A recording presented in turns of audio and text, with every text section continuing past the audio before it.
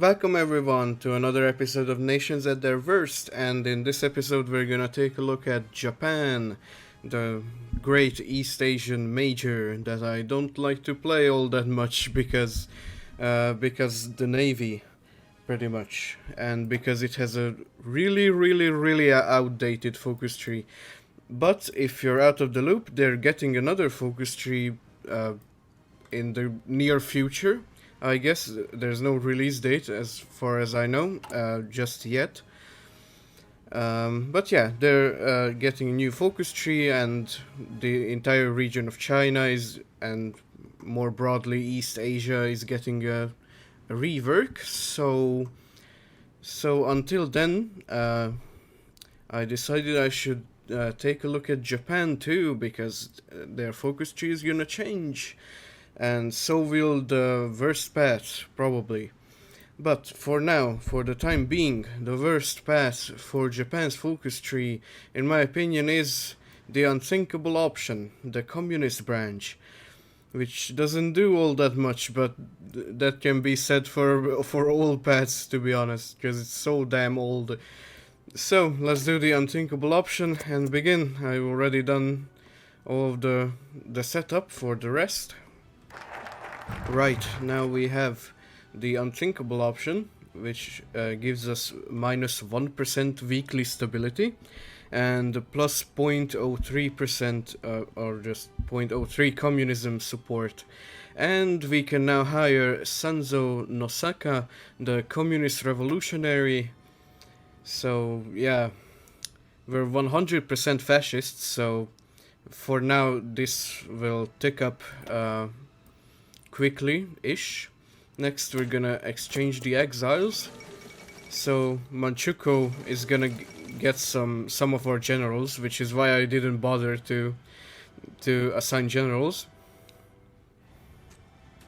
And we get plus 10 stability, but that doesn't really matter anyway, because we're gonna lose Hirohito. So yeah, right now we don't have some generals. Yeah, they're gone. Even though we're still left with some good generals, but they're gonna be gone in the Civil War probably. But first we're gonna take a detour to open up the universities. So +1 research slot, which is, I think, one of, if not the quickest way for any nation to get another research slot. The third focus. Next we're gonna do approach the young officers. I'm gonna gain 3 communist generals and 10% war support, even though it's at 100 already. And yeah, that's about it for 70 days. Yeah, this really should be a 35-day focus, but so should be like half of the Japanese focus tree. So yeah, there are only 70 days to pad out the time it takes to finish it. And now we can do cast the die, which is gonna remove the unthinkable option, moves the capital to Tokai. I don't exactly know which state that is, but doesn't really matter. We release Menguko and Manchukuo. Manchukuo puppets Menguko. They get the quantum veto removed, so yeah, this. And yeah, we get a civil war. And minus 10 stability, which doesn't matter at all, and you'll see why soon. Yeah, that's about it. And if we capture Tokyo quickly, then that way we can end the whole thing pretty quickly. Right, we retained these 4 states. Yeah, so this is Tokai. Okay, so move the capital to Nagoya. Right, so we delete the fallback line and then just kinda do this. So all we really need is Tokyo. The rest we can pretty much ignore. Now we're communist with Kyuichi Tokuda, and we can't progress while we're in a civil war, so I'm gonna do army expansion law. and we get 15 more divisions, although I think this is just for the duration of the civil war, but we'll see soon. We're gonna encircle Tokyo if we can. Yeah, like that. We're gonna take Yokohama any minute now. There we go. And then we just siege down Tokyo, even though this is an EU4. Communist China wants to be friends. Sure. We get naval invaded. God damn. That's kind of weird. But no matter, because we have Tokyo. And there we go. Fascists flee to Manchuria. We will deal with them later. So, the civil war ended, but Paradox has done this in such a dumb way. So if you look at the tooltip, you can see how dumb it is. So we become the owner and controller of mainland Japan, so you know, the home islands, and South Sakhalin too, I guess.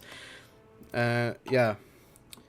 So we lose Okinawa, Taiwan, Korea, and all the rest, these little useless islands, because after we become owner and controller of the home islands, Manchukuo just fucking annexes Japan.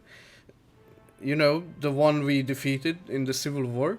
So by this quirk or shittery, or however you want to say this, so because it was implemented in such a dumb way, Manchuria gets half the navy. Because, you know, half the navy went to the other, the fascist Japan.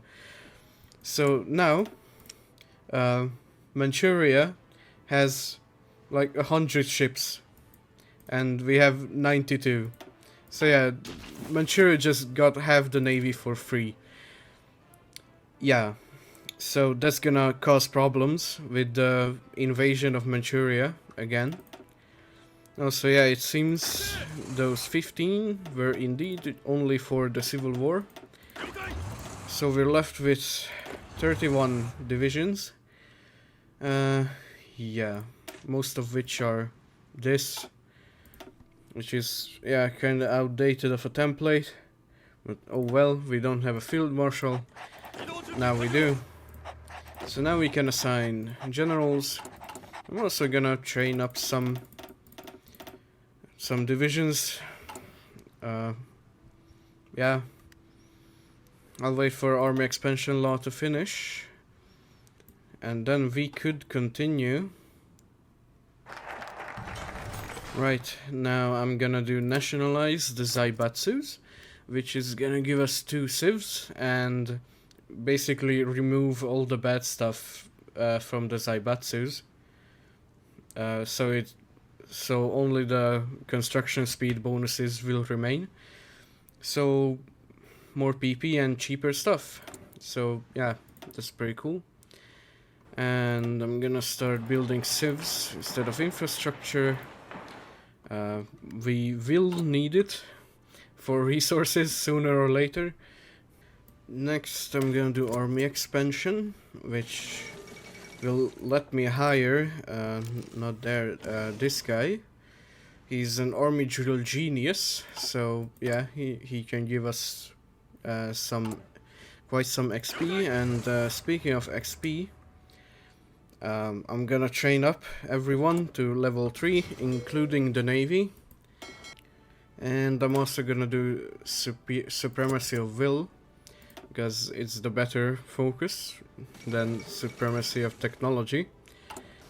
Actually, now that I think of it, this is nations at their worst, and I should have chosen the worst one. But oh well, I can still choose the worst path in the political branch, even though the only mutually exclusive focuses are down here. Right, so back to the political branch. I'm gonna do the fate of the imperial family, and it's gonna give us an event in 70 days. This is the event, so we can exile them to Manchuria or have their heads. which is gonna reduce stability by 10, which doesn't matter at all. But since this is nations at their worst, we're gonna exile them. So it's gonna add exiled imperial family to Manchuria, which grants division recovery rate, plus 10 stability and plus 5 war support. So yeah, even even with this, Manchuria only has a 1% for support and 12% stability. So, you know, it didn't help that much, but the division recovery rate certainly does. Next up, we can do the re-education campaign. And this is why I said that stability really doesn't matter whatsoever from the previous focuses, because it's gonna add weekly stability plus 5% until we reach 50%, that is. So not infinite stability, but a pretty quick way to 50%, so no matter how much we would have lost, we would be back at 50 sooner or later. Next, I could do rebuild the civil service for 10 stability, but I want to do that after re-education campaign runs out. So I'm gonna do Red Brigades for now, and it's gonna give us 2% recruitable pop. I can't really argue with that, that's cool. Also, we're gonna go up to war economy, which I should have done a bit before, but oh well. Right, we're at 50% already, and it's been one focus this time, even a bit less. So, next we're gonna do rebuild the civil service. Also, I just noticed that if you go to the theorists, there's a naval theorist, an air warfare theorist, and an assault aviation theorist. There's no land theorist of any kind. And what's more is that nowhere in the military branch, nowhere do you get a doctrine discount or another theorist or anything. So it's just so incredibly fucking outdated that I didn't even know the extent until now. You don't get a land theorist as fucking Japan. That's just incredible in the wrong way. Okay, next up, I guess we could finish the fight. Where I get a puppet war goal on Manchukuo, or the Imperial Quantum Territories now. I guess, why not? Even though I don't think I'm really prepared. But oh well. Right, here goes nothing, I guess. Actually, kinda fun fact, but also not really. In my test run, when I did finish the fight and I went to declare war, fucking Germany was guaranteeing them somehow. So at least this time they're not automatically in the Axis. And yeah, that's the problem with Manchukuo having half the Japanese navy, is that sometimes it's the better half, you know. Next, we're running out of remotely useful focuses, but let's do communist volunteers, I guess. Even though we're at war, so can't really send volunteers to anyone. Right, naval supremacy is above 50, so here goes nothing. And we have the one singular choice in this political path of joining the Comintern, which would make our job in Manchuria really fucking easy with the help of the Soviets, or the Asian Communist Solidarity, which is what we're gonna do, of course. And it's gonna give us our own faction with Communist China in it. Yeah, that's about it. So, now let's watch this utterly fail, probably. Because they're gonna probably move, yeah, that one into Busan, that too. Oh, damn, it actually worked this time. The Marine template is this, if you're curious. 8 Marine Commandos, Pioneers and Support Artillery. It tends to work, for me at least. So it's time to branch out a bit, but I don't really think that's possible. Maybe one province over here, but who knows? Or not, I guess.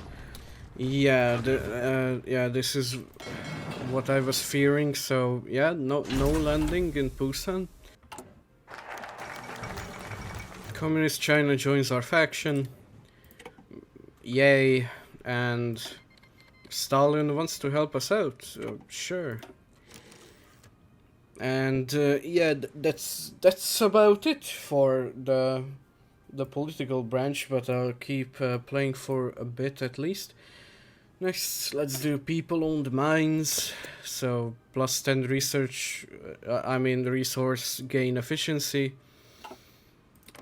Okay, we can call to arms Communist China, sure.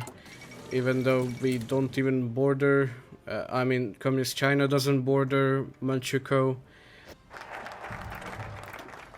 Next, let's do public works, and it's just gonna add 3 infrastructure to probably states that don't even have any resources. Actually, let's check. Kushinetsu. That's here. Oh damn, that's actually useful. Or it would be if I didn't already build it up. Then Tohoku. I think it's over here. Or I guess it's just... yeah, Tohoku. 65 steel, yeah, that's useful too, but I built it up already. And Kyushu, which is... no, that's Hokkaido. It's here. Chromium. Oh, I forgot to build that up, but yeah. So, okay, I take that back. It's not in useless places. And finally, in the political branch, let's do Tokyo aluminum plant. And this is gonna give plus 12 aluminum in Kanto. And yeah, that's more or less it. Let's try to reclaim Okinawa. Okay, that worked. Let's try to reclaim Taiwan then. Taipei doesn't have a port. That's kind of weird, if I'm honest. But, okay. Oh well, I guess Japan hasn't built a port in Taipei at this time. Or is it a paradox oversight? Who knows? And with that, we finish the entire political branch before World War II even starts.